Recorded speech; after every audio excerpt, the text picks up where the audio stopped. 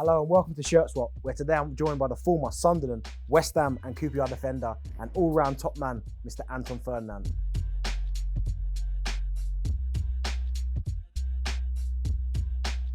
Now listen, before we usually do the Shirt Swap, I always like to ask the question about who's the best player you played with. For me, it has to be Carlos Tevez. Second, 25 goals that season. Yossi Benayoun. Right, we've got three huge names on the back of these shirts, so let's get started with number 3.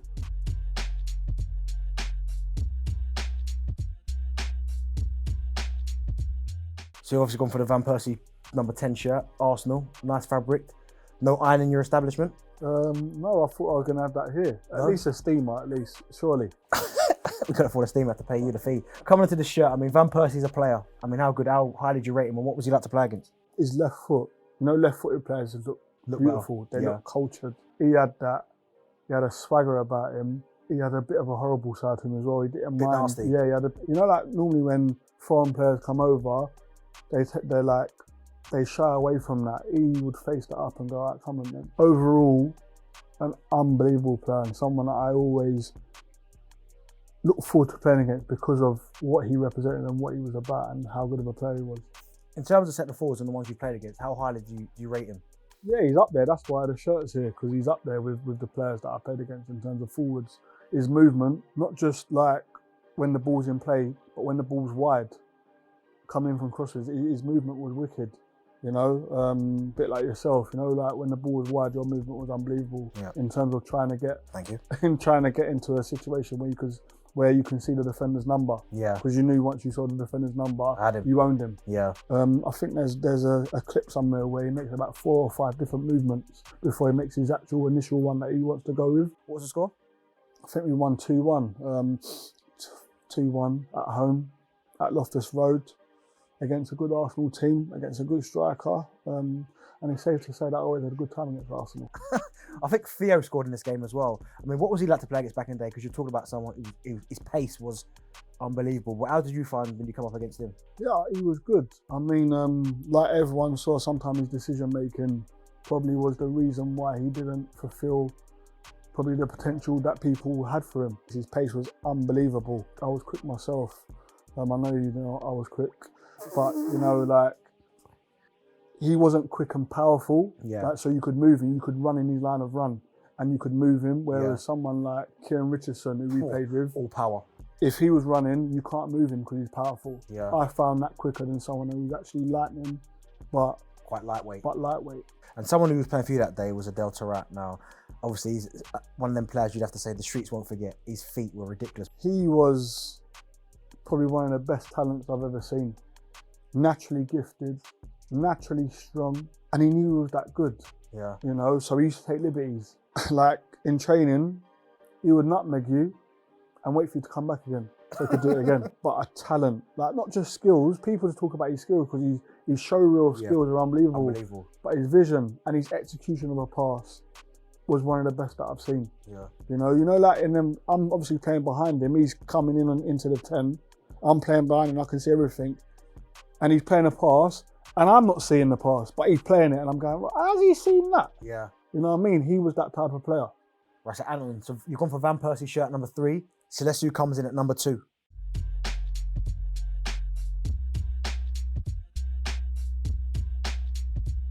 Right, so shirt number 2, JJ Okocha. I mean, you talk about the ultimate showboater. I mean, he could do absolutely everything. Enjoyed watching him. And he played in a kind of strange Bolton team that seemed to have all these superstars, all kind of aging superstars. Hierro, Campo, Jokayev. He's the best African player that has played in the Premier League, hands down. I'll stop that because I don't agree with that. No? Okay, who are you going? Didier. King Didier. No, I'm going in. Over Didier? Yeah. Okay, right, interesting. You're only saying that because he's a striker. No, but he's won everything. No, he was a joke. But for me, I love this guy. You know, I love skills, innit? I love skills and that. It's like being on, he used to play like he was in the block, like he was in the cage. That's how he used to play. You just got to look at what he done to Ray Parlour. Rainbow flick, see you later. You know what I mean? So, like, this guy, for me, epitomised what I grew up watching and playing in the pen. I grew up with a lot of Nigerian friends and families, and this man here, man, king. Where does he kind of rank in terms of most skillful player? He's in the top 3, 100%, because you know what he'd do? He'd have the audacity to try things and not even care about it. Just boom, hold that.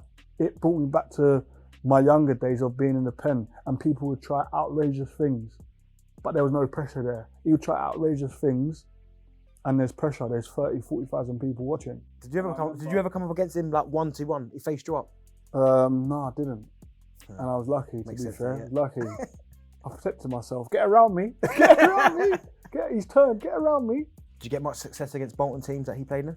Well, there was one that was 5-1 at the Reebok. I just know I was playing centre midfield that day, by the way.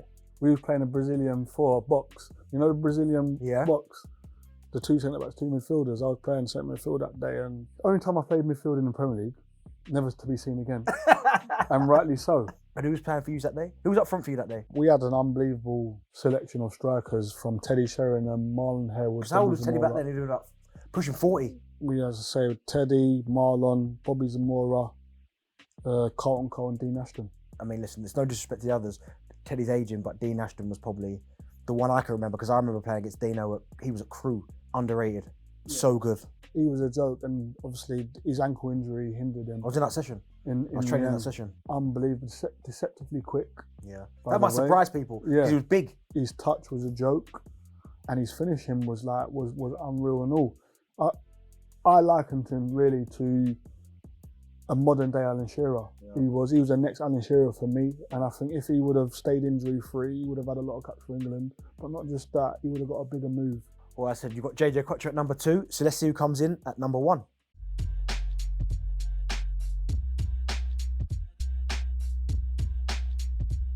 She's got number 1, Scholes, as I see. I mean, it doesn't surprise me. She's 22 on his back. Obviously, we knew what 18 before. Iconic shirt. I think he's obviously come back out of retirement. But listen, you're a big fan of Paul Scholes. He was the best at. Everyone compares the 3. Yeah. Stevie G, Scholesy, Lamps. He was the best out of the 3, I think. For me personally, he could do everything. Could score goals. He could hurt you from deep. He could hurt you. He was good running onto the ball. Yeah. He was good in the air, by the way. I know, for someone that was small. You know, when he used to get the ball and he had time, I would just drop. Time to start run. Just run. Just run towards your own goal. You know what I mean? Because he could hurt you from anywhere on the pitch. He had everything. Absolutely a lot. The lot. Couldn't tackle. That's the only thing. So he did have a lot there, couldn't he? But when you look at the best midfielders in the world at that time were the 3 at Barcelona. Yeah. Who do they say is the best? Yeah, Paul Scholes. Who does Zidane say is the best? Scholesy. Scholesy. Obviously, one player alongside obviously Scholesy was your very own older brother. I mean, what is it like? That must have been a bit surreal to play. I mean, I know you're used to doing it, but what was it like playing against your brother? Yeah, it was mad. It was surreal. The first time we ever played against each other, like, we never spoke. When we play against each other, we don't speak. That week leading up to the game, we don't speak. Whereas normally we'd text and chat and that, or I'd say I'm playing against so and so. You're playing United and they've got Rooney up top. Yeah. You're asking your brother. I wouldn't ask. You wouldn't ask. Okay. I wouldn't get a response. 1, because you know how competitive he is. Yeah. But 2, we just never spoke. You know, the first time we actually played against each other at Upton Park, we never spoke the whole time.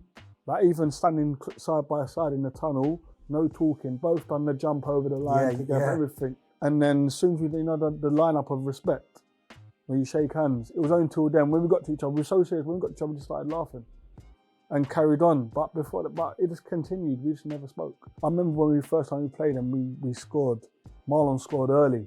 Yeah. And I remember running past him going, have that, you, have that. Your brother? Yeah, man. And I went cold, it was unbelievable. Like, you know, like the big brother, little brother syndrome. Yeah. Like, yeah, have that. Because normally, when we was younger, he'd give me a dead arm. Like, oh, I'd cry at the place. But he's like, yeah, I'm beating you. Have that. Knowing your brother, he wouldn't find it funny. It's like when I scored against him at Upton Park and we won the game. Remember, all of our friends and family at the game. Yeah. You know what he done? What? He went from the dressing room to the coach and went straight back up to Manchester. Didn't come and see none of the family. He did not want none of it. What? Really? He was that angry? That upset, that angry. He texted my mum and dad saying, got to go back up. I'll speak to you on the phone later.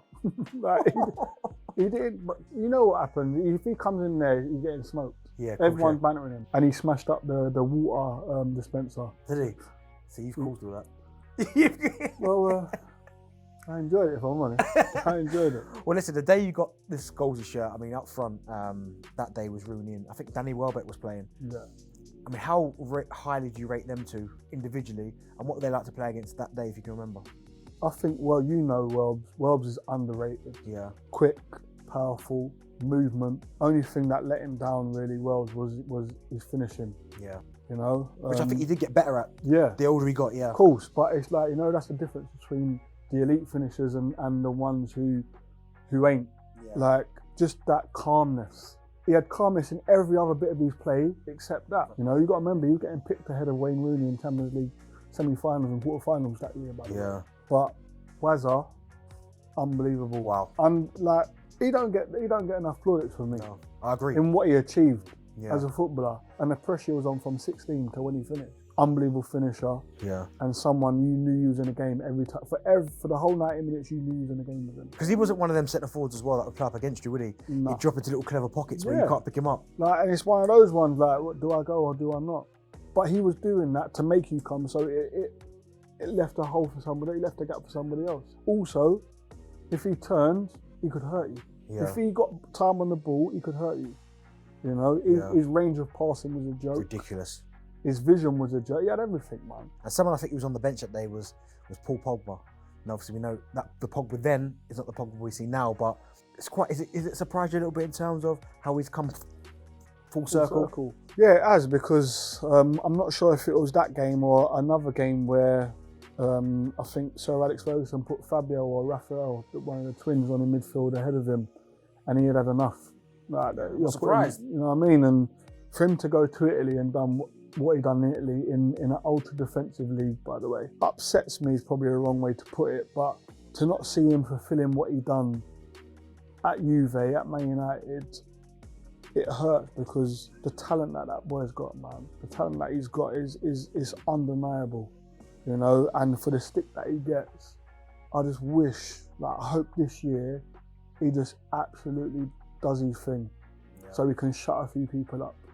Going back to this United team now, do you think teams were beaten in the tunnel before you even played them? Oh, you know better than me, of course. I remember David Miley. I remember Myler. We went there with Sunderland, and he played well, to be fair, but I thought he might have been in trouble.